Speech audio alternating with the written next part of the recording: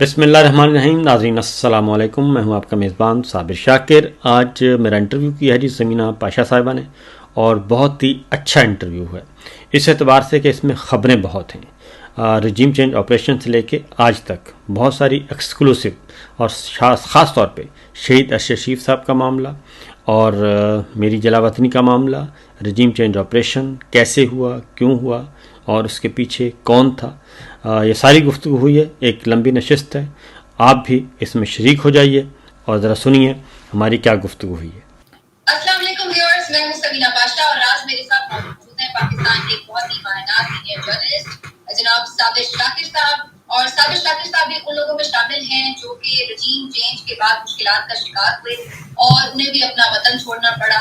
اب وہ بیرون ملک مقیم ہیں لیکن وہاں سے بھی اپنا کام جاری رکھے ہوئے ہیں. تو آج ان سے کچھ ان کی سٹوری بھی جاننے کی کوشش کریں گے اور موجودہ حالات کے اوپر ان کا کیا تبصرہ تجزیہ ہے، کیا وہ دیکھ رہے ہیں کہ کب تک حالات بیک ٹو نارمل ہو جائیں گے. ان ساری چیزوں کے اوپر آج ان سے بات چیت کریں گے. تو آئیے ان سے گفتگو کا آغاز کرتے ہیں. صابر شاکر صاحب السلام علیکم اور بہت شکریہ آپ نے وقت دیا. وعلیکم السلام. اللہ تعالیٰ آپ کو خوش رکھے جی. پہلے تو اس لیے میں ڈبل شکریہ کیونکہ آج تو پاکستان اور انڈیا کا میچ ہو رہا تھا اور پھر بھی آپ نے وقت نکالا، تو یہ بڑی ایک قربانی ہے. ویسے میچ دیکھ رہے تھے آپ؟ نہیں، ہمارا میچ تو یہی ہے جو چل رہا ہے. یہ بھی ٹھیک ہے، یہ بھی ہم ایک مشکل میچ میں اللہ تعالیٰ ہمیں کامیاب اور کامیاب کرے. ہم اپنا بالکل. اچھا، آتے ہیں ہم. ظاہر ہے جو ملک کے حالات ہیں اس کے اوپر آپ کے پاس بہت انسائڈ انفارمیشن بھی ہوتی ہے اور ظاہر ہے آپ کا تجزیہ بھی بڑا امپورٹنٹ ہے. لیکن تھوڑا سا میں ذرا اسٹارٹ کرنا چاہ رہی ہوں کہ آپ کے ساتھ کیا معاملات ہوئے، آپ کیوں چلے گئے؟ کیونکہ آپ ان لوگوں میں سے تھے جو بہت ارلی ہم نے دیکھا کہ انہوں نے موو کرنے کو بہتر جانا. تو کیا کوئی آپ کو پتہ چل گیا تھا، انفارمیشن مل گئی تھی، یا آپ نے حالات کا خود سے تجزیہ کر لیا، اسسمنٹ کر لی کہ اب حالات خراب ہونے جا رہے ہیں، لہٰذا آپ پہلے ہی ملک سے چلے گئے اور کوئی رکاوٹ بھی نہیں آپ کے جانے میں؟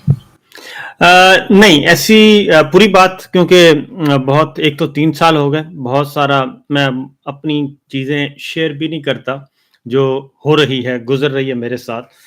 وہ یہ ہے کہ اس بات کا تو اندازہ مجھے تھا کہ کافی معاملات خراب ہیں، اور یہ جو رجیم چینج آپریشن ہے یہ غیر معمولی قسم کی کوئی ایکٹیویٹی ہے، معمول کی ایکٹیویٹی نہیں ہے. اس بات کا تو اندازہ تھا. پھر ہوا یہ کہ میں ابھی تک وہ نہیں بتاؤں گا. ایک مجھے کال آئی، میں وہیں پاکستان میں ہی تھا اور رمضان المبارک کا مہینہ تھا، اور کال آئی اور وہ صاحب کافی سخت ناراض تھے، اور تو انہوں نے کہا کہ یہ جو کچھ آپ لوگ کر رہے ہیں، یہ رجیم چینج آپریشن اور یہ جو آپ نیریٹو بنانے کی کوشش کر رہے ہیں، یہ آپ کے لیے اچھا نہیں ہوگا. اور نہ صرف میرے لیے بلکہ اس میں کافی وہ اس میں عمران ریاض خان کا نام بھی تھا، اس میں ارشد شریف شہید کا نام بھی تھا، اس میں ARY کا نام بھی تھا، اس میں سلمان اقبال کا نام بھی تھا، اور اس میں ایک اور نام ہے، لیکن ظاہر ہے وہ پھر یہ ان کی مرضی ہے، وہ کیا کریں.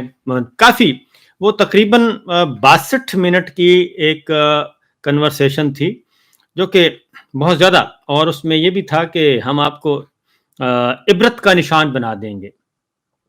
میں اور آپ کو پتہ نہیں کہ میرے پاس کتنی پاور ہے اور میں کیا کر سکتا ہوں. تو یہ سب کچھ 62 منٹ کی ٹیلی فون کال تھی اور بہت ہی الارمنگ قسم کی. لیکن اس کے بعد میں انڈرسٹینڈ کر گیا تھا کہ چیزیں کس طرف جا رہی ہیں، اور اس میں ہوا یہ کہ پھر میں نے معمول کے مطابق اپنی ایک عمرے کے لیے میں نے ویزے بھی لیے ہوئے تھے، اور میرا ایک روٹین تھا اپنی فیملی کے ساتھ.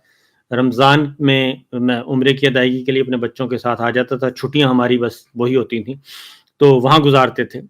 تو میں پھر وہاں سے معمول کے مطابق میں اپنا نکلا، لیکن مجھے تھا، میں نے کہا چلیں میں آپ واپس آتا ہوں، آ کے پھر بات کرتے ہیں اور یہ ساری چیزیں اس کو دیکھتے ہیں. اور اس میں جی غیر سیاسی شخصیت، اور میرا خیال ہے کہ یہ غیر سیاسی شخصیت کی کال کسی اور کو آتی تو ہو سکتا ہے وہ ویسے ہی دل کا دورہ ان کو اللہ معاف کرے. تو اللہ تعالیٰ نے ایک تھوڑی سی صبر شکر کے ساتھ میں نے وہ کال سنی اور وہ وقت دیکھا. تو لیکن اس میں پھر ایک اور کچھ چیزیں ایسی ہیں اس میں ابھی تک وہ دانستہ ڈسکلوز نہیں کر رہا, اور وہ میں چاہتا ہوں کہ کوئی اپروپریٹ فورم آئے تو وہاں یہ بات ہو, اور تاکہ یہ بات ایسے نہ ہو جائے کہ جی یہ تو بس گڈی گڈے کا کھیل ہے, یہ ریٹنگ کا ایشو ہے, یہ ویوز کا ایشو ہے, یہ بس اپنے آپ کو وہ ہاں یس جی بالکل, میں اس کا آپ بالکل صحیح سمجھیے ماشاء اللہ. تو ریکارڈ کا وہ حصہ بنے وہ چیزیں, اور پھر پتہ چلے کہ کیا صحیح ہے کیا غلط ہے. اور یہ ایک پورا ظاہر ہے آپ کے ساتھ وقت ٹی وی میں آپ نے دیکھا ہے کہ ہم کہاں تک گئے اور کن حالات میں گئے. ٹھیک ہے جی, میرا اگلا سوال ویسے یہی تھا کہ آپ ان لوگوں میں سے تھے جو کہ اسٹیبلشمنٹ کے بڑے قریبی سمجھے جاتے تھے, بڑے بلو آئیڈ لوگ سمجھے جاتے تھے, اور آپ نے خود میں نے دیکھا ہے, ہم نے وار زون میں بھی جا کے اور کہاں کہاں جا کے آپریشنز کی اور باقی چیزوں کی کوریج بھی کی. پھر یہ غربت سے اتنی دوری کیسے پیدا ہو گئی, یہ کیا وجہ بنی؟ اچھا, ایک تو دیکھیں ہم کام کر رہے تھے پاکستان کے لیے, ٹھیک ہے, پاکستان کی بہتری کے لیے. یہ کہنے کو تو یہ آج کل کے زمانے میں بہت ہی عجیب سا لگے گا کہ کوئی شخص یہ کہے, کیونکہ بہت کم لوگ ہیں نا جو آئیڈیلائز کرتے ہیں, کوئی تصور لے کے اپنے وطن کے لیے, کوئی اپنی زندگی کا مقصد لے کے پھرتے ہیں. تو ہم بھی انہی میں سے تھے, کیونکہ وہ کیا کہنا چاہیے کہ اچھے استاد ملے, اچھے والدین ملے, اچھی آگے پھر ملی کلاس فیلوز مل گئے. تو اس میں ہم نے اقبال کو پڑھا, ہم نے قائد اعظم کو پڑھا, ہم نے مولانا ابوالکلام آزاد کو پڑھا, بڑے بڑے نامور لوگ, مولانا ظفر علی خان. اور جرنلزم میں بھی کوئی مقصد کے لیے آئے تھے, پیسے ویسے کے لیے تو آئے نہیں تھے. تو ورنہ تو اور بھی جابس کرنی ہوتی تو بہت ساری جابس تھیں, ماسٹرز کیا ہوا تھا, کوئی نہ کوئی مل ہی جاتی گزارے جتنی. تو وہ ہمارا ایک تصور تھا, اور اس میں یہ جتنا بھی اس وقت آپ ابال دیکھ رہی ہیں اس میں آپ بھی شامل ہیں, میں بھی شامل ہوں, باقی لوگ بھی, یہ سب لوگوں نے پاکستان کو اچھے پاکستان کی طرف لے جانا تھا, اور اس تصور پہ کام کر رہے تھے, اس پہ بات چیت. اب اس میں یہاں پہ ہمارا جو نیریٹو ہے وہ ایک تھا, اور ہماری منزل ایک تھی, اور وہ ملٹری اسٹیبلشمنٹ کی بھی اور ہماری بھی ایک تھی. اس میں یہ ہوا کہ اس کے بعد باجوہ صاحب نے فیصلہ کیا اور انہوں نے ٹریک چینج کر لیا, بیٹھے بیٹھے اپنے ڈرائنگ روم میں بیٹھے اور ٹریک چینج کر لیا. اور ٹریک چینج کرنے کے بعد انہوں نے یہی سمجھا کہ بھائی جیسے ہی میں مڑوں گا پیچھے سارے ڈبے ریل گاڑی کی طرح سارے ڈبے پیچھے لگ جائیں گے, اور ہم اپنی میں منزل کی طرف رواں دواں ہوں گا. اب جب دیکھا کہ بھئی یہ جس ٹریک پہ یہ چل رہے ہیں یہ ٹریک تو تباہی کا ہے, اور جو ہم 30 سال سے بچپن سے خواب دیکھ رہے ہیں اس طرف لے جا رہے ہیں. ہم نے وار زون میں بھی گئے, آپ خود, میں اور آپ ایک دفعہ 2-3 دفعہ بلکہ ہم اکٹھے ادھر گئے, اور اس وقت گئے جب پیر بابا کے مزار کا پہلا دن تھا اور لاشیں بکھری ہوئی تھیں اور خوف و ہراس کا عالم تھا. اور ہم تو ان دنوں میں جا کے ادھر کر رہے تھے, اور پھر اس کے جواب میں میں آپ کو فرسٹ ٹائم بتا رہا ہوں, پھر مجھے اس پروگرام کے بعد میں ہمارے نوائے وقت ٹی وی کے باہر تک آ کے دھمکیاں ملی, ٹھیک ہے, کہ یہ آپ کیا کر رہے ہیں, آپ کن لوگوں کے ساتھ کام کر رہے ہیں. تو ہم تو وہاں تک گئے, تو اور وہ ایک پاکستان کی لڑائی تھی, ہم سمجھتے تھے پاکستان کی لڑائی ہے, وہ ہم نے سارا کچھ کیا. لیکن جب ٹریک چینج ہو گیا تو اس میں ہمارا تو کوئی قصور نہیں, ہم تو اپنی جگہ پہ وہیں پہ کھڑے ہیں. کرپشن فری پاکستان ہمیں چاہیے, ڈیموکریٹک پاکستان چاہیے, رول آف لا چاہیے, کانسٹیٹیوشن اچھا تگڑا پاکستان چاہیے. ہم تو وہیں پہ کھڑے ہیں, اور ہم فوج کے اسٹیبلشمنٹ کے ساتھ اب بھی ہیں اس مقصد کے لیے. لیکن اگر ڈرائنگ روم میں بیٹھ کے کوئی انڈیویجول یہ فیصلہ کر لے کہ میں نے آئین کو بھی نہیں ماننا, میں نے قانون کو بھی نہیں ماننا, میں نے جمہوریت کو بھی نہیں ماننا, میں نے الیکشن رزلٹ کو بھی نہیں ماننا. تو ایسا ممکن نہیں ہے, کیونکہ میرا ایک دماغ ہے, میرا ایک دل ہے, میں سوچتا ہوں, میں نے کچھ پڑھا ہوا ہے. تو یہ تو نہیں ہے کہ ہم وہ ٹھپے پہ ٹھپا لگائے جائیں. تو یہ ایشو تھا.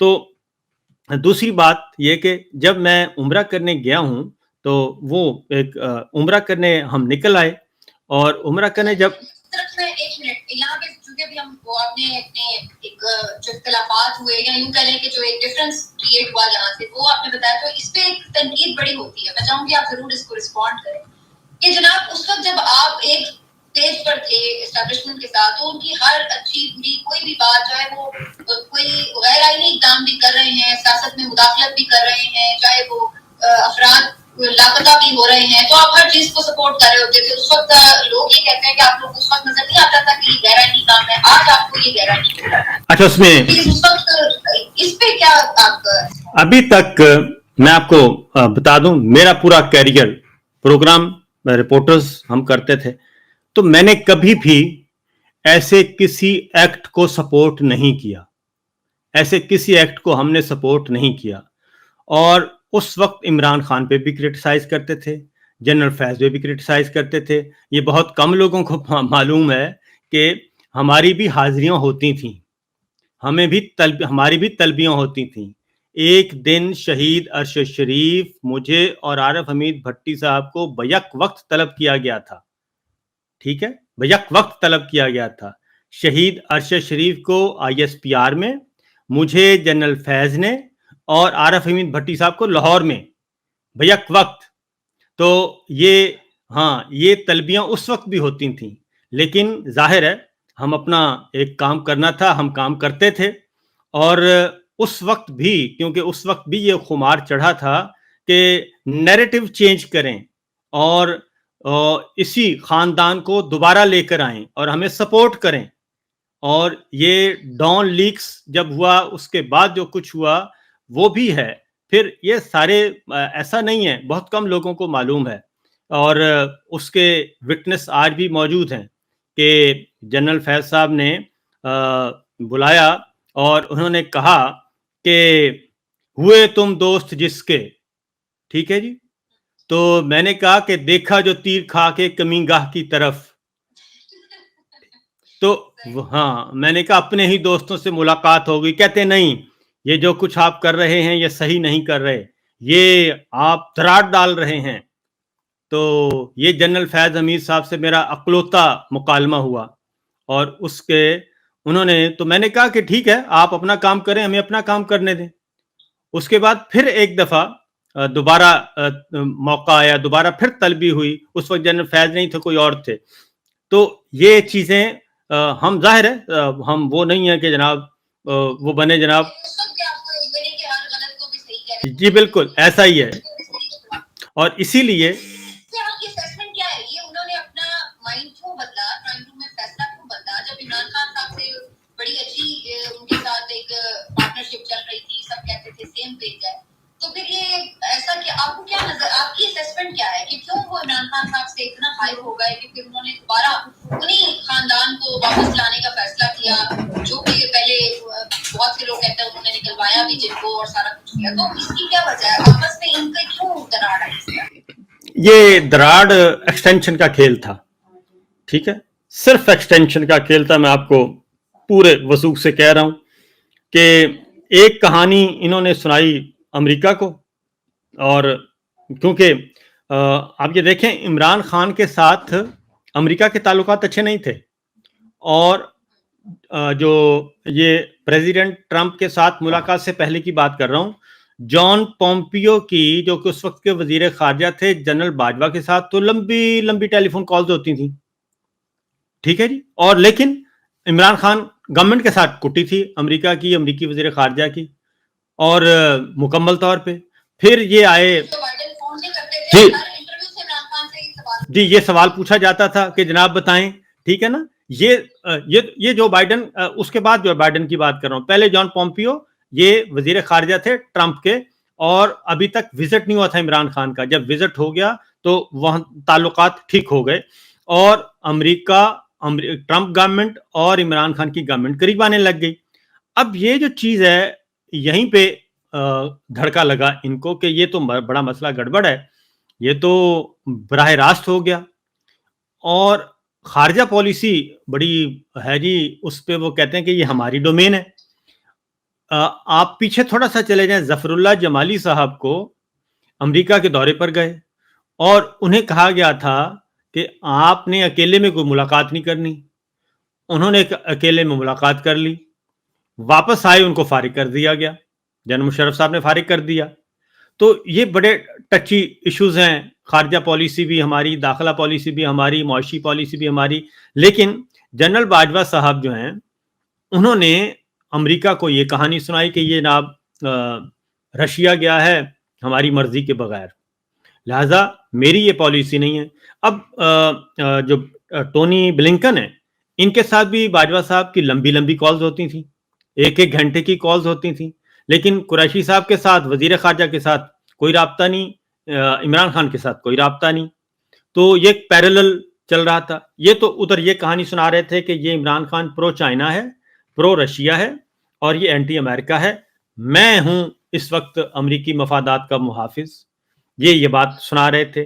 اور اس کے بعد اگلی جو یہ تو اس کے بعد ادھر سنا رہے تھے شریف فیملی کو کہ جناب میں آپ کا ہوں, آپ کا تابع دار ہوں, اور ان کو وہاں سے نکلوانے والے اور یہ خبر دینے والے ہم تھے. جب انہوں نے جیل میں جا کے کالے شیشے والی گاڑیاں گئیں اور نواز شریف صاحب کے ساتھ معاملات طے کیے, وہ کوئی میں اور آپ تو نہیں تھے, یا کوئی وزیر تو نہیں گیا تھا, انہی کے لوگ گئے اور معاملات طے کیے. اور میں نے اپنے پروگرام دا رپورٹرز میں یہ خبر 3 مہینے پہلے بریک کی تھی, اور ٹھیک 3 مہینے کے بعد وہ 100% امپلیمنٹ ہوئی اسی طریقے سے. اور پھر محمد زبیر صاحب اور باقی سارے, سعید مہدی صاحب اور شجاعت عظیم صاحب, ان کے ذریعے پھر یہ ڈرائنگ روم میں مستقل مکین بنے اور یہ حلوہ شلوہ بھی کھاتے تھے وہاں جا کے اور معاملات بھی طے کرتے تھے. پھر باقی جو ہوا وہ ایک ہسٹری تو بنی, تو یعنی آپ کے خیال سے کوئی ایکسٹینشن کا ایشو تھا, حالانکہ اس ایکسٹینشن کے بعد عمران خان صاحب بھی رضامند ہو گئے تھے کہ آپ اتنا ملک کو تلپٹ کر رہے ہیں ایکسٹینشن کے لیے, تو ایکسٹینشن ہم آپ کو دیں, لیکن پھر اس وقت بات بہت آگے نکل چکی تھی. نہیں, میرا خیال ہے کہ ایسا نہیں ہے. اگر عمران خان صاحب کی یہ ایکسٹینشن اگر انہوں نے دینی ہوتی تو پھر یہ سارا کھیل ہی نہ کھیلا جاتا. یہ اگین ایک کہانی بنائی گئی, اور وہ کہانی یہ تھی کہ عمران خان جو ہے وہ جنرل فیض کو آرمی چیف بنائے گا. اور یہ باتیں کون بتا رہا تھا, سوچنے کی باتیں ہیں نا, کہ یہ کون بتا رہا تھا اور یہ کون پھیلا رہا تھا کہ جنرل فیض کو اس نے آرمی چیف بنانا ہے, پھر 100 انسداد دہشت گردی کی عدالتیں آئیں گی, پھر وہ ایک بے رحم قسم کا احتساب چلے گا. ہاں وہ ٹھیک ہے نا. تو یہ ساری باتیں کون بتا رہا تھا ان کو, ان کے ساتھ کون رابطے میں تھا؟ تو ادھر ایک کہانی سنائی جا رہی تھی, ادھر دوسری کہانی کسی کو سنائی جا رہی تھی. تو مقصد یہ تھا کہ مجھے کنٹینیو کرنا ہے اور میں کنٹینیو کروں, مجھے ایک ٹرم اور مل جائے, اور اس میں گنجائش موجود تھی. تو یہاں سے سلسلہ شروع ہوا اور اسی وجہ سے یہ سارے کا سارا کھیل خراب. ورنہ معیشت کا کہا جاتا ہے نا, معیشت اس وقت 6.2% تھی اور بہت اچھی چل رہی تھی, تو پھر تو یہ کام نہیں ہونا چاہیے تھا.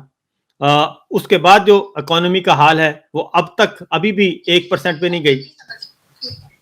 اچھا, تو اب وہاں پہ آ جاتے ہیں. آپ کو پھر آپ عمرہ کے لیے گئے, تو پھر آپ نے عمرہ ادا کیا, اس کے بعد پھر آپ واپس نہیں آئے, پھر آپ نے سوچا کہ وہیں پہ آگے اب جایا جائے. نہیں, اس میں پھر واپس جانے کا کوئی حالات نہیں, اس میں ہوا یہ کہ ہم عمرہ کر رہے تھے اور ایک دن مکہ مکرمہ میں تھا, ٹی وی پہ دیکھا اور مجھے میسج آیا کہ آپ نے یہ خبر دیکھی. میں نے کہا کون سی خبر؟ انہوں نے کہا جی آپ پہ مقدمہ ہو گیا.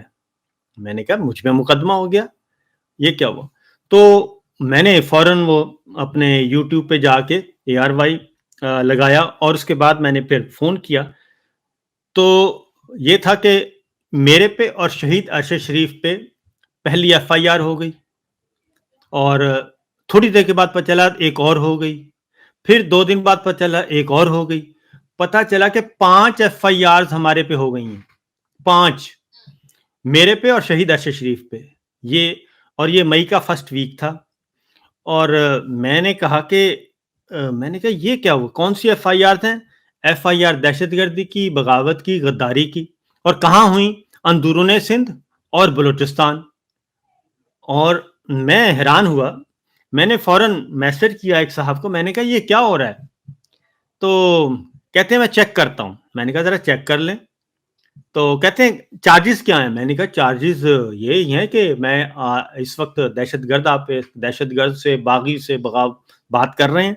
अच्छा, तो उसके बाद वो कहते हैं कहते हैं इस कौम का अल्लाह ही हाफ़िज़ है। मैंने कहा अच्छा ठीक है। तो उसके बाद अभी हम यही देख रहे थे, मेरी शहीद अरशद शरीफ से बात हुई। उन्होंने कहा कि खैर उनसे जो बात हुई उन्होंने बता दिया कि इसके पीछे कौन है, और मुझे भी पता था, क्योंकि वो जो क्लिप जो था ना, जिस क्लिप की बुनियाद पे ये एफआईआर दर्ज करवाई गई, वो क्लिप मुझे क्योंकि वो मुझे भेजा गया था कि ये आपने फलां दिन बैठ के टीवी पे ये बात की है। तो मैंने कहा तो इसमें क्या है? वो अली वजीर से मुताल्लिक थी। मैंने कहा इसमें क्या बात है? तो बहरहाल उसके बाद फिर ये हुआ कि कुछ अरसे के कोई 2-4 दिन के बाद ही मैं फिर वो स्काइप पे प्रोग्राम करता था अपना। फिर पता चला कि उन्होंने कहा है जी कि इनको आप ऑफ एयर करें। तो अगली ये आ गई, और जिन्होंने कहा वो भी रिकॉर्ड पे चीज़ मौजूद है, जहाँ से मैसेज आया वो भी रिकॉर्ड पे मौजूद है, और उन्होंने कहा जी इसको आप करें जी ऑफ एयर। तो उसके बाद मेरी सलमान साहब से मुलाकात हुई और उनसे डिस्कशन हुई। तो उन्होंने बताया कि ये प्रेशर बहुत है और ये क्या करें? मैंने कहा ठीक है, मैं क्विट कर जाता हूँ। आप क्योंकि हमने कोई इदारे को तो थोड़ी बर्बाद करना है, 8,500 लोग हैं हमारे, तो इससे क्या फ़र्क पड़ता है, आप कंटिन्यू करें। तो इस तरीके से फिर मुझे वहीं पे, मैं तो वहाँ से वापस आना चाहता था, लेकिन एक दोस्त की मुझे कॉल आई, और एक मुलाकात हुई मेरी मक्का मुकरमा में। उन्होंने मुझे कहा कि आपने वापस नहीं जाना, आपने वापस नहीं जाना, और इरादे इनके खतरनाक हैं। तो मैंने कहा कि ठीक है। तो मैं फिर वहाँ से वो फिर अगेन फिर वहाँ पे मेरा पता करवाया गया। अगली बात ये है, मेरे साथ वो सब कुछ हुआ जो शहीद अरशद शरीफ साहब के साथ हुआ, लेकिन और सिर्फ आखिरी जो इवेंट है वो नहीं हुआ। ठीक है? फिर हाँ, फिर सऊदी फिर सौ आपको भी वहां से निकलवाने की कोशिश की गई है, फिर ये बात कहना। मैं मुझे जी अपने डिप्लोमेट हमारे ज़ाहिर है अच्छे ताल्लुकात हैं, सलाम दो, आज तक मैंने किसी को कोई नुकसान नहीं पहुंचाया, बेज़रर सा आदमी हूँ। और उसमें मुझे एक दोस्त डिप्लोमेट, उन्होंने कहा कि आप कहाँ हैं? मैंने कहा मैं मक्का मुकरमा में हूँ। तो कहते हैं कि आपके वेयर अबाउट्स चेक किए जा रहे हैं। तो मैंने कहा कि मैं तो हूँ, ये वीज़ा है 28 दिन का, तो उम्रा करके मैंने वापस चले जाना है। तो कहते हैं ठीक है, बस ज़रा ख्याल करें। मैंने कहा ठीक है। मैंने खैर जो भी वो किया, तो मैं मामूल के मुताबिक मैं वहाँ से फिर मुझे पता चल गया। फिर इसी दौरान मुझे एक इंतहाई मोतबर दोस्त जो हैं उन्होंने बताया, और एक इत्तेफाक से मुलाकात भी हो गई। तो उन्होंने सूरत हाल की संगीनी से आगाह किया। फिर उसके बाद मैं वहाँ से फ्लाई कर गया, और उस दिन मेरे पास 2 टिकट थे। एक इस्लामाबाद का था और एक कहीं और का था। मैं इतना था मुझे कि ये होगा, और उसके बाद मैं बजाय पूरी तैयारियां आपने कर अब मैं एक बात बताऊँ, उसमें मैं अपने आप को बिल्कुल कोई क्रेडिट नहीं देता, ये अल्लाह ताला का एक ख़ास करम हुआ है मुझ पे। बिल्कुल इसमें मेरी इसमें कोई चालाकी नहीं, कोई कुछ नहीं, अल्लाह ताला ने एक रास्ता दिखाते गए और मुझे वो سورہ قریش کی. فیملی بھی آپ کے ساتھ ہی تھی, آپ کو وہ بھی کوئی دشواری نہیں ہوئی کہ فیملی تو ہاں آپ کے ساتھ ہی تھی نا. جی ہاں, اس کے بعد میں جی وہاں پہ یہ ہوا, اور اس کے بعد میں فلائی کر گیا. اس کے بعد میرا دبئی مجھے چیک کیا گیا, دبئی میں چیک کیا گیا, اور دبئی سے مجھے کال آئی کہ, اور مجھے ایک اور دوست کی بہت اسلام آباد سوری لاہور سے, آپ کے شہر سے مجھے ایک دوست کی کال آئی, اور انہوں نے کہا کہ صابر بھائی آپ کدھر ہیں؟ میں نے کہا کہ میں خیریت ہے. انہوں نے کہا کہ جہاں بھی ہیں تو آپ کا پوچھا جا رہا ہے, اور آپ کو دبئی میں چیک کیا جا رہا ہے. تو میں نے کہا چلیں, میں نے کہا ٹھیک, میں نے کہا میں بہرحال میں نے کہا ٹھیک ہے. اس نے کہا کہ بہرحال بس آپ خیال رکھیں اپنا. تو جی الرٹ مل گیا. اس کے بعد پھر ہوا یہ کہ اس دوران, یہ تو میں نے صرف ایک بتا رہا ہوں, بہت یہ سارا کچھ ہوتا گیا. پھر اس کے بعد پھر آیا جی وہ ایک اور واقعہ ہو گیا, آپ کا کوئٹہ والا واقعہ ہوا, جو ہیلی کاپٹر, جو ہمارے کور کمانڈر تھے نا سرفراز صاحب, ہاں نہیں لیفٹیننٹ جنرل کور کمانڈر, وہ جب حادثہ ہوا تو اس میں بھی میرے خلاف ایف آئی آر کر دی گئی. ایف آئی اے پتہ چلا, میں نے کہا یہ عجیب بات ہے, ایک اور ایف آئی آر ہو گئی. اور اس کے بعد اسی دوران شہید ارشد شریف, میں نے بہت کوشش کی کہ میں ان کو کر سکوں. پھر اس دوران میری ایک میں نے بہت کیا, میں نے بہت کوشش کی, میں نے وہ نہیں راضی نہیں ہو رہے تھے. اور یہ انہوں نے کہا کہ صابر بھائی دیکھتے ہیں, بس وہ کہتے تھے میں دیکھتا ہوں. پھر انہوں نے کہا میرے پاس کوئی ویزا نہیں. میں نے کہا آپ ویزا اپلائی کر دیں, 4-6 ہفتے میں ویزا لگ جائے گا, اس میں کیا ہے.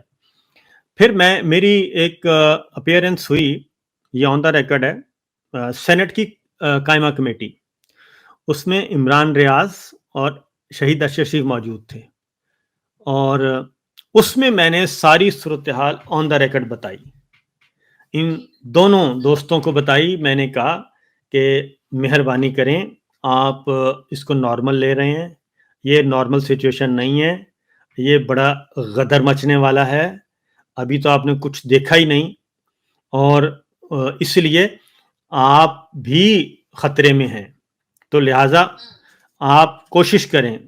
یہ عمران ریاض بھی موجود, تو میں نے جو سینٹ کی قائمہ, اس میں عرفان صدیقی صاحب بھی تھے, تو عرفان صدیقی صاحب کو بھی میں نے یہ کہا, میں نے کہا کہ کیونکہ اس دن وہ تھے, جی اس وقت سارے حیات تھے, شہید ارشد شریف بھی حیات تھے, یہ اکتوبر سے پہلے کی بات کر رہا ہوں میں. تو اس وقت ان کو بھی میں تو بتاتا رہا ہوں, اور یہ ساری چیزیں سے آگاہ کرتا ہوں. لیکن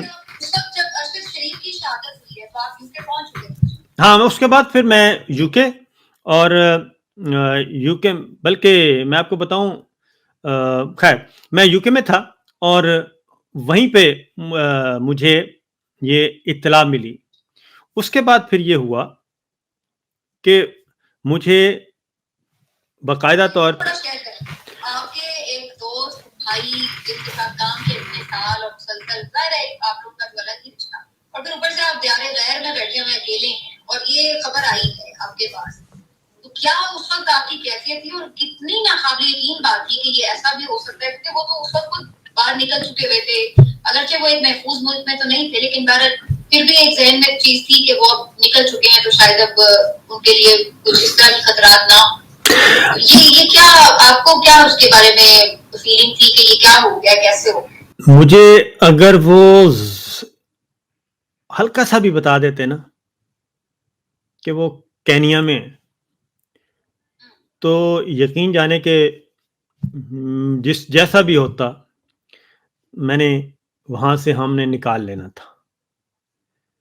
مجھے انہوں نے یہ انفارمیشن شیئر نہیں کی. میری بات ہوتی تھی ہر دوسرے دن، ہر روز بات ہوتی تھی اور آپس میں گپ شپ ہوتی تھی. لیکن انہوں نے پہلے دن ہی انہوں نے بتا دیا کہ صابر بھائی میں جہاں بھی ہوں بس میں ٹھیک ہوں. میں نے کہا ٹھیک ہے. تو میں نے کبھی دوبارہ ان سے نہیں پوچھا.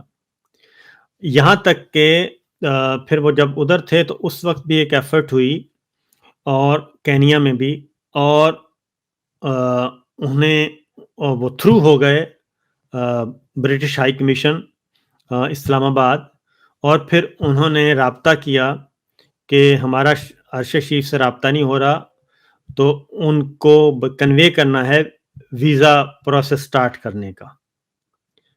اور اس میں لندن سے ایک کوشش ہوئی تھی اور وہ کوشش کامیاب ہو سکتی تھی.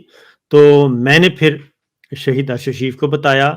میں نے کہا کہ اس طریقے سے ہو گیا تو آپ کا نمبر میں دے رہا ہوں. کہتے ہیں ٹھیک ہے.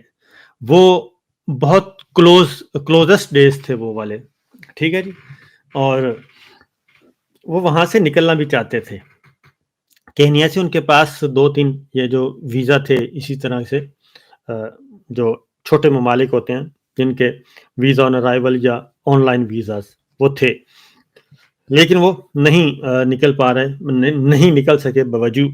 تو ایک دن پہلے تک میرا رابطہ ان سے تھا، کیونکہ وہ جب وہ رہتے تھے شہر میں اور یہ فارم ہاؤس جو ہے یا جو جہاں پہ ان کا ہوا یہ باہر تھا، شہر سے باہر تھا.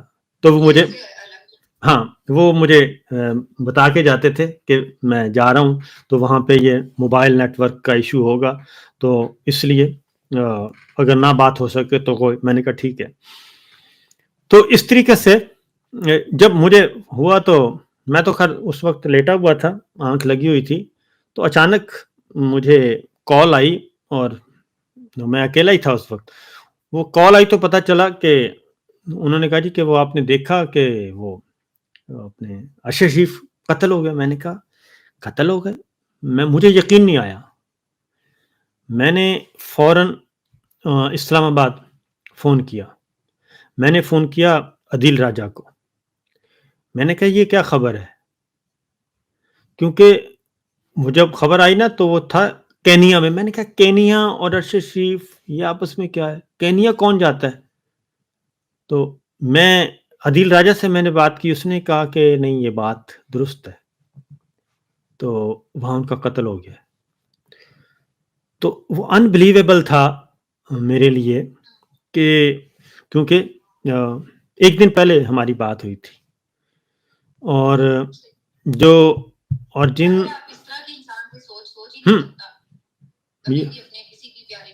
جی ہاں وہ بہت افسوس ایک الارمنگ.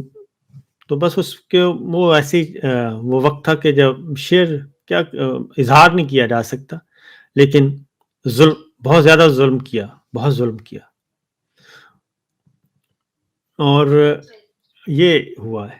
اس کے بعد پھر مجھے ایک دوست نے پھر وہ مجھے بھیجا کوئی 2-4، کیونکہ میں بہت رہا ہوں لو پروفائل.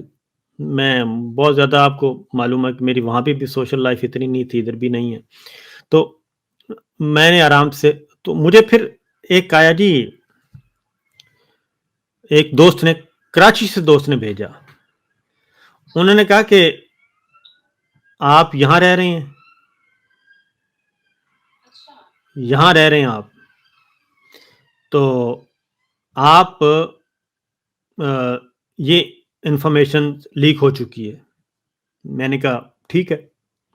اس کے بعد پھر میں بالکل اپنے آپ کو میں نے ہائڈ کر لیا اور میں بالکل میرا خیال ہے میں یہ پچھلے مئی جون میں نے اپنے آپ کو تھوڑا سا نکالا ہے. ورنہ میں ماسک یوز کرتا تھا مکمل طور پہ، اور میں نے پھر لوکیشن بھی تبدیل کر لی، سب کچھ تبدیل کر لیا. تو یہ ہوا. اور ایسا نہیں ہے، اور بھی یہ تو اس کے بعد پھر یہاں اس کے بعد بھی ہوا یہ جی کہ फिर FIR एक और मेरे पे दर्ज हुई, फिर 9 मई की FIR दर्ज कर दी इन्होंने मुझ पे और डॉक्टर मोईज पे, ठीक है। हाँ ठीक है जी, हाँ हाँ, उसके बाद फिर 9 मई की FIR दर्ज हुई। उसके बाद फिर इस्लामाबाद मेरा घर जो था, किराए का घर था, वहाँ पे लोग घुस गए, वहाँ पे तोड़ा गया उस घर को, और गेट तोड़ा गया, ताले शाले तोड़ के, दरवाजे तोड़ के अंदर ये फिरते रहे। उसके बाद वापसी पे वहां से इन्होंने एक लोडेड क्लाशनकोव बरामद की और वो फिर एक और FIR दर्ज की। तो इसलिए मेरे पास तो काफी कुछ है। अच्छा, एक वैसे यहाँ पे मेरे ध्यान में सवाल जरूर आ रहा है कि आप ये मुसलसल एक जाहिर है मुश्किल टाइम था जो आप गुजार रहे थे, हालात वर्ष से वर्षन हो रहे थे। इस सारी सिचुएशन में आपने फिर भी मैं जो आपके उस वक्त कोई वीलॉग देखती थी या कोई थोड़ा बहुत क्लिप्स वगैरह देखती थी, तो लग ऐसा रहा होता था कि आप तो उम्मीद दिला रहे हैं कि नहीं अब सब ठीक होने वाला है, अब इदारे के अंदर रियलाइजेशन हो गई है, अब पॉलिसी बदलने वाली है, इलेक्शन होने वाले हैं, तो वो लग ये रहा होता था कि आप तो बड़े पुरुम्मीद हैं। ये एक मुझे वैसे समझ नहीं आई बात कि एक तरफ इस तरह के हालात हो रहे हैं, दूसरी तरफ जो है आप इतने जो व्लॉग्स कर रहे होते थे उसमें आप ये बता रहे होते थे कि जैसे बस अब इलेक्शन का फैसला हो गया है, बस इतनी छुट्टी होने लगी है, बस दोबारा ऐसा लगेगा इमरान खान की हुकूमत भी बन जाएगी। तो ये क्या मामला है? ये मामला बिल्कुल ऐसे था कि आप ये देखें कि अकॉर्डिंगली जो चल रहे थे इवेंट्स, इलेक्शन, पंजाब असेंबली टूट गई और खैबर पख्तूनख्वा टूट गई। अब ये तो किसी के तसव्वुर में भी नहीं है ना, किसी के वहमो गुमान में भी नहीं है कि मुल्क में मार्शल लॉ भी नहीं है और 90 दिन के अंदर इलेक्शन भी नहीं करवाने। इसलिए हम तो गो बाय बुक, यस जी, बाय बुक ये है, यानी कि बाय बुक ये है कि असेंबली टूट गई, बलूचिस्तान असेंबली टूट गई, अब इलेक्शन होने हैं, या तो सारे इलेक्शन होंगे या फिर ये होंगे। उसके बाद इन्होंने वो फिर मुकदमात का सिलसिला, ये तो एक पैरेलल चल रहा है ना, शहीद अरशद शरीफ का कत्ल हो गया, उसके बाद फिर इमरान रियाज को आगे जाके फिर उठा लेते हैं, फिर बाकी सहाफ़ियों को, फिर मीडिया हाउसेस को, फिर शहबाज गिल, फिर अम्माद यूसुफ, और फिर पूरे का पूरा ARY ज़ेर अताब। तो ये पैरेलल चल रहा था, लेकिन साथ साथ जो इवेंट्स चल रहे थे वो तो मार्शल लॉ हो तो फिर तो ठीक है जी, मार्शल लॉ लग गया, इलेक्शन नहीं होने। तो हम तो चल रहे थे कॉन्स्टिट्यूशन के मुताबिक, ये हुआ है, स्टेप हुआ है, इसका आइन ये कहता है। लेकिन इन्होंने उस वक्त सुप्रीम कोर्ट को भी एक साइड पे रख दिया, उन पे भी अमल नहीं हुआ। फिर जजेस को धमकाना शुरू कर दिया, जुडिशरी आ गई उसमें, और सुप्रीम कोर्ट के जजेस को चैम्बर्स में जाके फिर जब धमकियां दी गई और फिर उनके मुलाजमीन को उठाया गया, फिर इस तरीके से ये सारा कुछ हुआ, वो काम नहीं हुआ। फिर 9 मई के पीछे सारे छुप गए, और फिर जब कौमी असेंबली टूट गई, फिर भी यही था कि 90 दिन के अंदर अंदर इलेक्शन होने हैं, ये आइन कहता है। और यही मौक़िफ़ था इनका सुप्रीम कोर्ट में कि जी हम तो सारे मुल्क के इकट्ठे इलेक्शन करवाना चाहते हैं। तो कौमी असेंबली टूट गई, उसके बाद 90 दिन के अंदर इलेक्शन, और फिर इन्होंने नहीं करवाए। उसके बाद फिर इलेक्शन हो गए, फिर इन्होंने, वो काजी साहब आ गए, काजी साहब ने PTI को बाहर उठा के बाहर फेंक दिया, वो इस प्रोजेक्ट का हिस्सा बन गए। तो उसके बावजूद इलेक्शन हुए। अब इलेक्शन होने के बाद आज तक ऐसा नहीं हुआ कि आप ड्राइंग रूम में बैठें और कहें कि नाब नहीं छोड़ें इस बात को, फॉर्म 47 हम तकसीम करेंगे, और ये फॉर्म 47 तकसीम होना शुरू हो गए। तो हम तो जो बात कर रहे थे अपने व्लॉग में, सिर्फ उम्मीद नहीं दिला रहे थे, बल्कि जो कॉन्स्टिट्यूशन कह रहा था उसके अकॉर्डिंगली चीजें हो रही थी। क्या मेरे आपको या किसी को ये था कि पूरे का पूरा इलेक्शन इस तरीके से चोरी कर लिया जाएगा? भाई आजाद उम्मीदवार जीते थे ना, आजाद उम्मीदवार, उनको फॉर्म 45 के तहत उनको रिजल्ट दिया जाता, लेकिन नहीं, घरों से बुला के जब ये कहा गया कि नहीं जनाब हमने इसको तस्लीम नहीं करना, तो वहां पे तो आदमी कुछ भी नहीं कर सकता, क्योंकि ये अनडिक्लेयर्ड मार्शल लॉ जो है वो अभी भी आप देख लें, फिर मुकदमात की भरमार वो साथ साथ चल रही है, इसीलिए ये चीजें काबू नहीं आ रही। तो अब आपको क्या नजर आ रहा है? आप आपको नजर आ रहा है कि हालात अभी भी बदलेंगे? क्योंकि अब हमें एक चीज तो हम सबको क्लियर हो गई ना कि बाय बुक तो कोई नहीं चल रहा। अब ये तो हमें पता चल रहा है कि हर कोई ये देख रहा है कि उसको क्या सूट कर रहा है, उसके हिसाब से फैसले लिए जा रहे हैं, और बाकी सारी जो मुल्क की मशीनरी है उस फैसले को इम्प्लीमेंट करने के लिए लगाई जाती है बाय बुक और बाय क्रू। कोई प्यार से मान ले तो ठीक है, नहीं तो फिर डंडे से मनवा लिया जाता है। तो ये हम एक बिल्कुल क्लियर इस वक्त सिचुएशन। तो अभी आप देख रहे हैं कि 36वीं तरमीम के बाद इस तरह अदलिया को भी बिल्कुल ही कंट्रोल में कर लिया गया है, जो बाहर लोग निकले गोलियां तक चल गई और एहतजाज को भी पसपा किया गया। तो फिर और कौन सा आपको नजर आता है कि कोई ऑप्शन है जिससे ये लगे कि अब हालात बदल सकते हैं? क्योंकि फिलहाल तो यहाँ बड़ी मायूसी नजर आती है। मेरा ख्याल है कि जो मुश्किल तरीन वक्त था ना जी, वो तो गया है गुजर, क्योंकि इन्होंने सारे स्टेप्स लेके देख लिए हैं और चीज़ें तो वहीं की वहीं हैं, और अगर ये अपने आप को खुश करना चाहते हैं तो कर लें, इसमें तो कोई हरज नहीं है।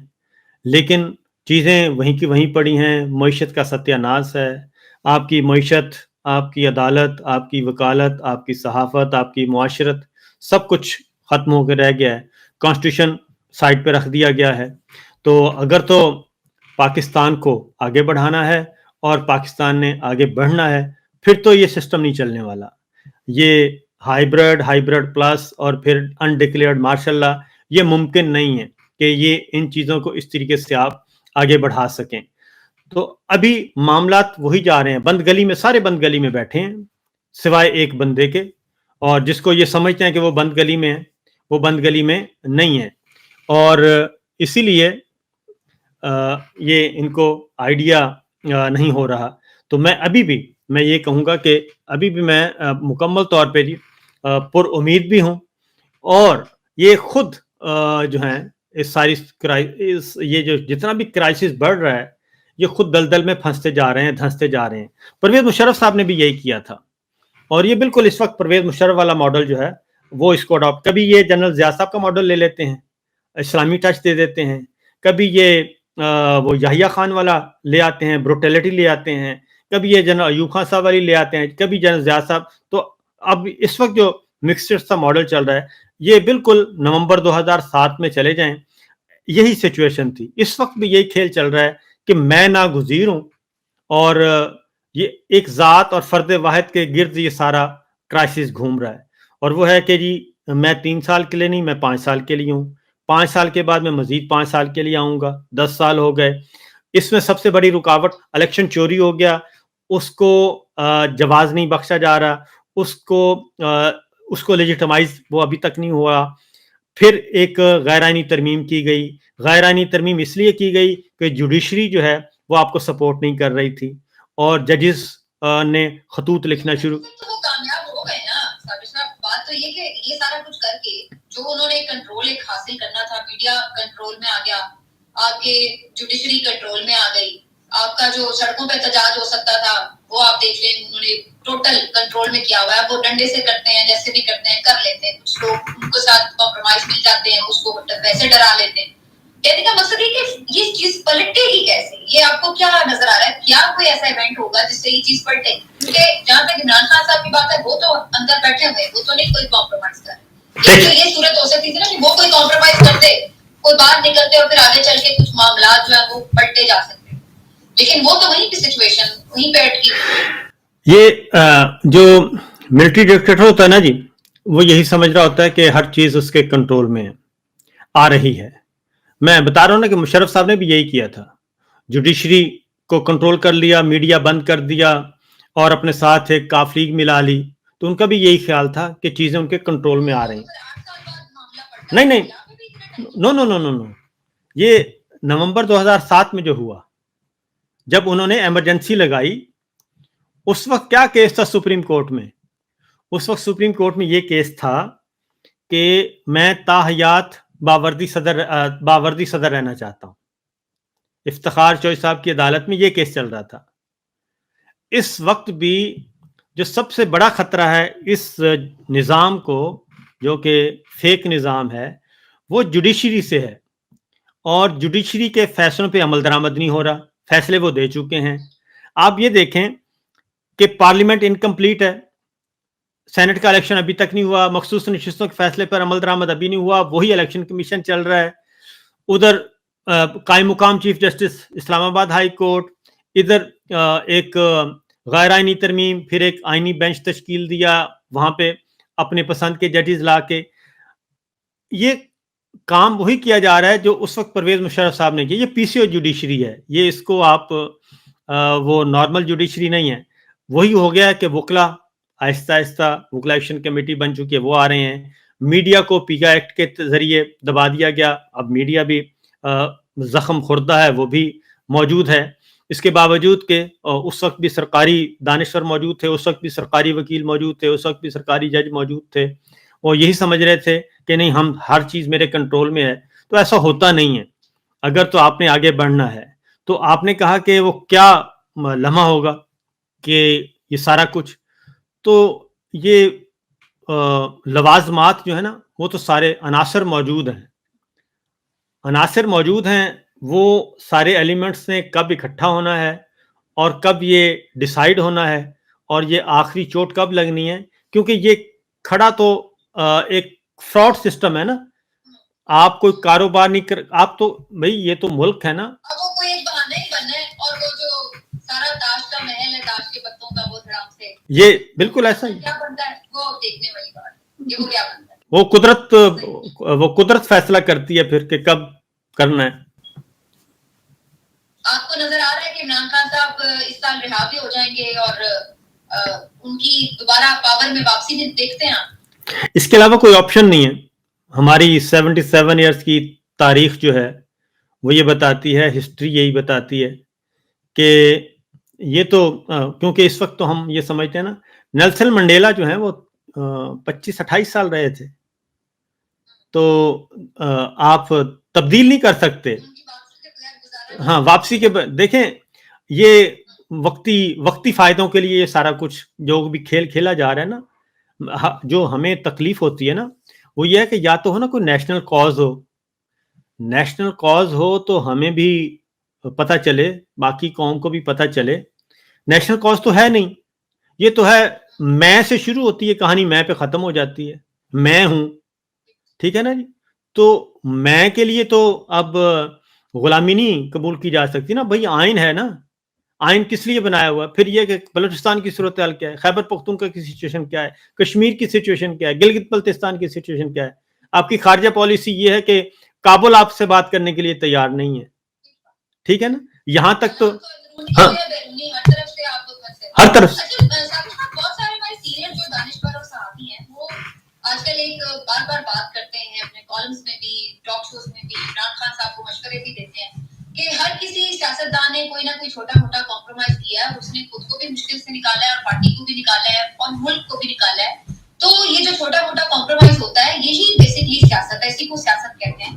तो आपकी जो इतनी रिजिडनेस है, ये आपको भी नुकसान पहुंचा रही है, पार्टी को भी और मुल्क को भी नुकसान पहुंचा रही है। तो आप फ्लेक्सिबिलिटी दिखाएं, आप भी थोड़ा सा कॉम्प्रोमाइज कर लें, छोटी मोटी डील कर लें, दूसरे अल्फाज में।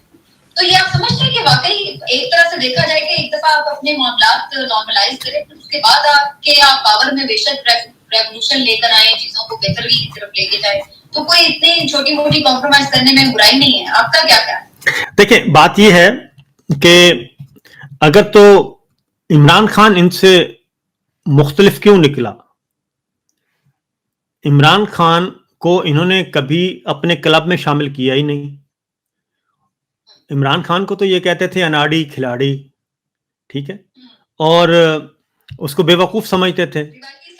हाँ, रवायती सियासतदान वो नहीं है, लेकिन उसने 25 साल एक बात की, जो ये समझते नहीं है कि 25 साल एक बात उन्होंने की, और जो बच्चा था 5 साल का वो 30 साल का हो गया, जो 10 साल का था वो 40 साल का हो गया, ठीक है, जो 15 साल का था वो हो गया, ठीक है ना। इस तरीके से वो एक पूरी की पूरी एक जनरेशन तैयार हो चुकी, ठीक है, वो सुनते सुनते बड़े हो गए। अब वो तो अपनी जगह पे खड़ा है, वो तो अपनी जगह पे खड़ा है, बात कर रहा है। अब ये क्या कहते हैं, अब ये कहते हैं कि जैसे मोहतरमा बेनज़ीर भुट्टो ने कंप्रोमाइज किया। कंप्रोमाइज क्या है? कंप्रोमाइज ये है कि खारजा पॉलिसी हम देखेंगे, दाखिला पॉलिसी हम देखेंगे, मुआशी पॉलिसी हम देखेंगे, इंफॉर्मेशन पॉलिसी हम देखेंगे, ٹھیک ہے, یہ کمپرومائز ہے, یعنی کہ بظاہر تو کوئی اور بات بتائی, ٹھیک ہے نا, بظاہر تو کوئی اور بات بتائی جاتی ہے نا, کہ یہ ساری چیزیں ہم دیکھیں گے. اب عمران خان جو ہے وہ صرف فلاحی کام کر رہا تھا. آپ دیکھیں بنیادی طور پہ عمران خان نے جتنا بھی ٹائم اس کو ملا, اس نے تو ویلفیئر کا کام کیا. اس نے کیا کیا, اس نے تو امریکہ کی طرف نہیں دیکھا, اس نے یورپ کی طرف نہیں دیکھا, اس نے برطانیہ کا وزٹ نہیں کیا. ایک وزٹ ہے امریکہ کا, یورپ کا کوئی وزٹ نہیں ہے اس کا, ٹھیک ہے, برطانیہ کا کوئی وزٹ نہیں ہے. یعنی کہ جو اقتدار کے بڑے بڑے ایوان ہیں, انہوں نے کہا جی آپ سنبھالیں, کر لیں آپ اپنا شوق پورا. عمران خان نے تو کیا کیا, کسان فلاح و بہبود پہ رکھا نا, انہوں نے کسان کارڈ دے دیا, انہوں نے ہیلتھ انشورنس دے دی. آپ یہ دیکھیں کہ ہر خاندان کو گھر بیٹھے 10-12 لاکھ روپے کی ہیلتھ انشورنس مل گئی. اس سے بڑا اور کیا فیور ہو سکتی ہے. تو وہ تو یہ کام کر رہا تھا. پناہ گاہیں کھولی, ان کا مذاق اڑاتے تھے. اس نے کہا کہ مویشی پالیں, مذاق اڑاتے تھے. اور آج وہی کام جو ہے یہ خود کر رہے ہیں. تو وہ یہ کام کر رہا تھا. اب مسئلہ یہ ہے, عمران خان کو کیا کہا جا رہا ہے, عمران خان کو کہا جا رہا ہے کہ ہم نے الیکشن چوری کیا ہے, تو آپ الیکشن چوروں کے ساتھ بیٹھ جائیں. یعنی کہ ہمارے گھر میں جب چوری ہو تو چوروں کے ساتھ تو بات چیت تو نہیں کی جاتی. وہ تو کہتا ہے قانون فیصلہ کرے, وہ کہتا ہے آئین فیصلہ کرے, عدالت فیصلہ کرے. اب یہ کہتے ہیں نہیں, عدالت تو نہیں فیصلہ کرے گی, عدالت ہمارے کنٹرول میں ہے. وہ کہتے ہیں 90 دن کے اندر الیکشن کروا دیں, بات ختم. آپ نے کہا ہم اے پولیٹیکل ہیں, آپ اے پولیٹیکل رہیں, آپ کی فیور نہیں چاہیے, آپ سے ڈیمانڈ ہے صرف فری اینڈ فیئر الیکشن کروا دیں, وہ نہیں ہے. تو کمپرومائز کس چیز کا وہ کریں. اور اب ان کا خیال یہی تھا نا جی کہ عمران خان کے بارے میں جتنی بھی تھی, اب تو ظاہر ہے وہ خود بھی کہتے ہیں, ان کا تھا کہ یہ بھاگ جائے گا. ہاں, انہوں نے کہا یہ بھاگ جائے گا, یہ ہے ہی نہیں, یہ ممی ڈیڈی گروپ ہیں سارے, اور برگر فیملیز ہیں ساری, اور یہ بے وقوف لوگ ہیں, ان کو کیا ہے. تو وہ سارے مراحل وہ گزار چکا ہے. اور اب یہ ان کی منتیں کر رہے ہیں کہ جی آپ تشریف لے آئیں, آپ بنی گالا میں قیام کر لیں, آپ ادھر چلے جائیں, نتھیا گلی میں چلے جائیں, گھوڑا گلی میں چلے جائیں, آپ فلاں انیکسی میں چلے جائیں, تو بیٹھ کے بات کر لیتے ہیں. تو اب تو وہ خود وہ کہتے ہیں کہ میں نے تو بات نہیں کرنی, بات یہی ہے کہ آپ یہ 2 کام ہیں. 9 مئی ہے نا جی, تو 9 مئی پہ وہ کہتے ہیں جوڈیشل کمیشن بنا دیں اور 26 نومبر پہ بنا دیں. تو اصل پرابلم عمران خان صاحب پہ نہیں ہے, وہ اس وقت تمام پولیٹیشنز کی طرف سے, میں اگر آپ کو کہوں کہ وہ پولیٹیشنز کی طرف سے قربانی دے رہا ہے, تمام سیاستدانوں کی طرف سے. یہ ان سیاستدانوں کو کوئی تھوڑا سی شرم حیا کرنی چاہیے کہ وہ ان کی عزت بڑھا رہا ہے کہ کوئی نہ کوئی ایسا بندہ بھی ہے جو سارا کچھ اپنے پہ پریشر لے رہا ہے اور خود جیل میں بیٹھا ہے. اس کا خاندان بھی جیل سے ہوا ہے, ابھی بھی کچھ لوگ موجود ہیں. تو وہ تو پولیٹیشنز کی لڑائی لڑ رہا ہے, وہ تو سیاستدانوں کی عزت کروانا چاہتا ہے. تو یہ ہیں نو دولتی لوگ ہیں, ان کے نزدیک صرف دولت ہی دولت ہے. چمڑی بچاؤ, دمڑی بچاؤ, اور باقی تابع داری کرو اور جی حضوری کرو. اور اس کے پیچھے رہ کیا جاتا ہے. ایک پرائم منسٹر جب دنیا بھر میں کہتا ہے کہ جی میں تو, یعنی کہ وہ پرائم منسٹر کی پاور کی بات کر رہا ہے, تو وہ صرف اپنی پاور کی بات نہیں کر رہا. جب پرائم منسٹر کو پاور ملے گی تو آنے والا ہر پرائم منسٹر جو ہے وہ پاورفل ہوگا, اور پرائم منسٹر جو ہے, ہر سیاستدان جو ہے وہ اس سارے سسٹم سے ایک طرح سے جان چھڑا سکے گا. تو آج ہم اس مسئلہ یہ دیکھتے ہیں کہ جو سیاستدان اپنی مرضی کی سیاست تک نہیں کر سکتا. بالکل ٹھیک ہے, اس کو بس وائنڈ اپ کرتے ہیں. آخری سوال میں تھوڑا لائٹر نوٹ پہ آپ سے ضرور پوچھنا چاہوں گی. یہ اکثر آپ پرانی ویڈیوز وغیرہ لگا دیتے ہیں جلسوں کی, تو یہ کیا کوئی غلط فہمی سے ہو جاتا ہے, یا ویسے ہی آپ کو پرانا جلسہ یاد آ جاتا ہے اس لیے آپ کو لگا دیتے ہیں؟ اس پہ بڑی بعض لوگ تنقید بھی کرتے ہیں, اور بعض لوگ جو ہے کوئی انجوائے بھی کر رہے ہوتے ہیں. اس کی کیا وجہ ہوتی ہے؟ کوئی پرانی تصویریں یا ویڈیوز اپلوڈ کرنا کبھی کبھی آ جاتی ہے سامنے, اور انسان کو اور اس میں یہ یہ اگر کوئی میں پلس بھی چیک کرنی ہوتی ہے نا کہ ہمیں کون کون دیکھ رہا ہے ہم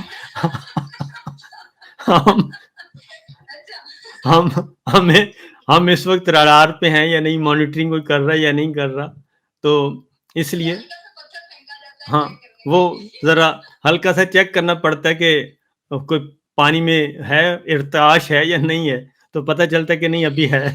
تو اس لیے اس میں کوئی ایسی ہم خدا نہ خواستہ کوئی فیک نیوز نہیں ہم دیتے, تو بغیر وہ کیپشن کے بھی میں لگا دیتا ہوں, تو ویسے ہی ذرا چیک کرنے, ہیلو ہائی کرنے کے لیے.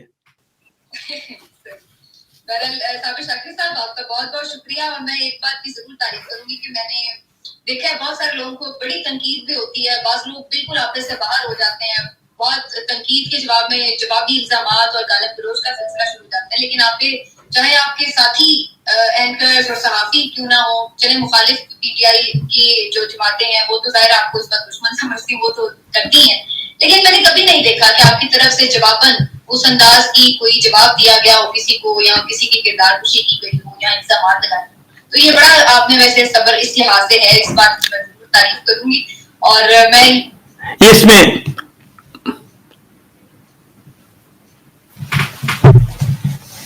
کچھ بھی کرتے ہیں لیکن کبھی نہیں آپ نے جواب میں پلٹ کے کچھ جواب دیا. اس میں اس کا کوئی خاص بات ہے؟ اس کا میرے والدین کی تربیت تھی نمبر 1.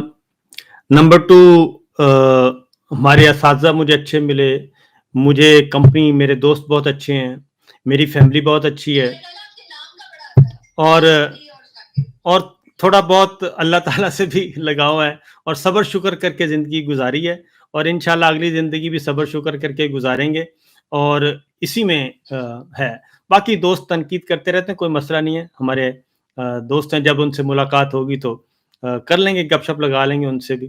اور اس وقت کیا اللہ تعالیٰ آپ کو حفاظت میں رکھے, اللہ تعالیٰ کرے کہ آپ کے لیے آسانیاں ہوں, ملک ہمارا نارمل حالات میں آئے, بھلے بھلے آپ واپس اپنے وطن آ سکیں اور یہاں پر آ کر کام کر سکیں ملک کے لیے. تو آپ نے آج بہت وقت نکالا, دل کھول کر باتیں کی, بہت مجھے اچھا لگا, بہت شکریہ آپ کا. انشاءاللہ پھر آپ سے انشاءاللہ جی, بہت شکریہ آپ کا بھی, اللہ تعالیٰ خوش رکھے. آپ نے گفتگو سنی جناب, آپ ذرا فیڈ بیک کا انتظار رہے گا, ضرور فیڈ بیک سے آگاہ کیجیے گا. اجازت دیجیے, اللہ حافظ.